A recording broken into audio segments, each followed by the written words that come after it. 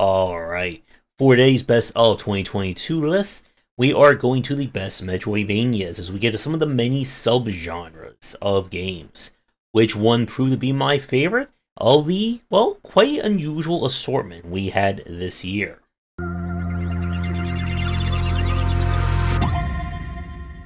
For the It Could Have Been Contender Award, well, I don't really have one this time. If there were any major Metroidvanias released in 2022 that I missed, please let me know, and we'll see if we can add it at some point for 2023. With that said, for honorable mentions, I'm giving it to the indie Metroidvania Arrow Strike. This is a kind of shmup Metroidvania, which is a combination that I've been always interested in trying to make something where see more developers explore.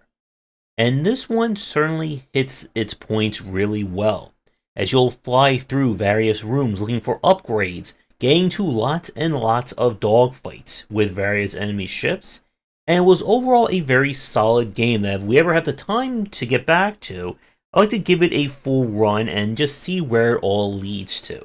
Alright, with that said, it's time for number 3, and I'm going to be giving it to the Metroidvania Hawk. Hawk was one we played earlier in the year, and this was in early access for some time. It was officially released, and kind of feels like a more action-heavy take off of the Hollow Knight formula, as you'll jump, air dash, slash, and do a whole lot of avoiding of attacks through a dystopian future. The story was interesting, but this is definitely a game meant for its gameplay, and Hawk does not disappoint with a variety of upgrades, bonus things to find, secrets, multiple endings, and so on and so forth. With that said, I found the difficulty of the game definitely got a little too spiky in the final quarter. Two of the, near the end bosses were just very frustrating to play, and it didn't really seem like there was an upgrade or an out to get past it. And if you're looking to get 100%, then good luck, as this game certainly hides a lot of its bonuses and additional content that way. But if you're looking for a very stylized and very challenging Metroidvania, then Hawk is certainly high up there to check out. Coming in at number 2, it's another early access game that finally hit 1.0, and that is going to be Dungeon Munchies, the dungeon crawling cooking Metroidvania. What starts out as an undead chef being taught the myriad of dishes that you can make inside a dungeon turns into, well, a very different story, and the game certainly goes in some very strange places from the beginning, middle, to end. The hook of this game is that instead of the Metroidvania being just flat upgrades, it's all about finding new ingredients, which will then allow you to customize and fine-tune your build in terms of what weapons you want to focus on, what passives, and what additional abilities. And it's one of those games that you can get some very game-breaking strategies based on what food items you want to equip to you. The gameplay felt pretty good all throughout.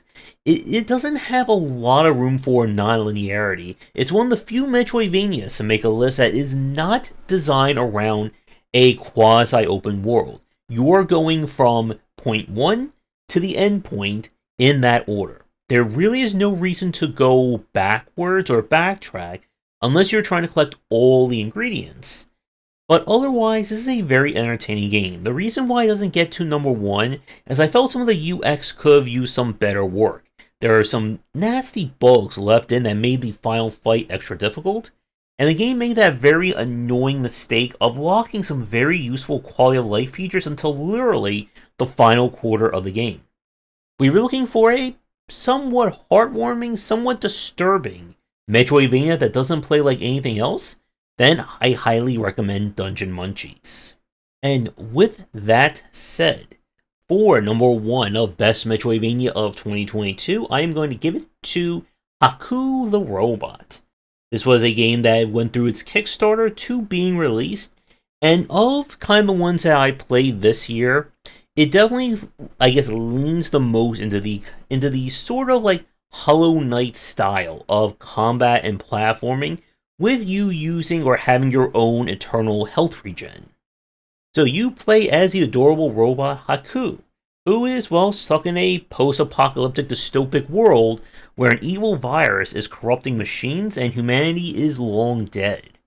The game, as with any good Metroidvania, feels really solid to play, with a variety of movement techs and abilities that can allow you to sequence break and skip areas if you so choose.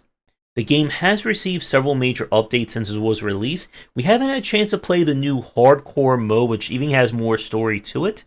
But overall, of this list for 2022, Haku represents one of the best Metroidvanias. It provides a variety of areas to explore, lots of secrets and mysteries to uncover, and the movement tech and just general motion of the character feels good to play from beginning to end.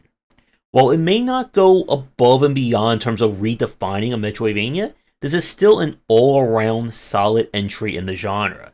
And if you're someone who is still eagerly counting the seconds, minutes, and days until Silksong is released, then this game should hopefully at least hold you over for a little while.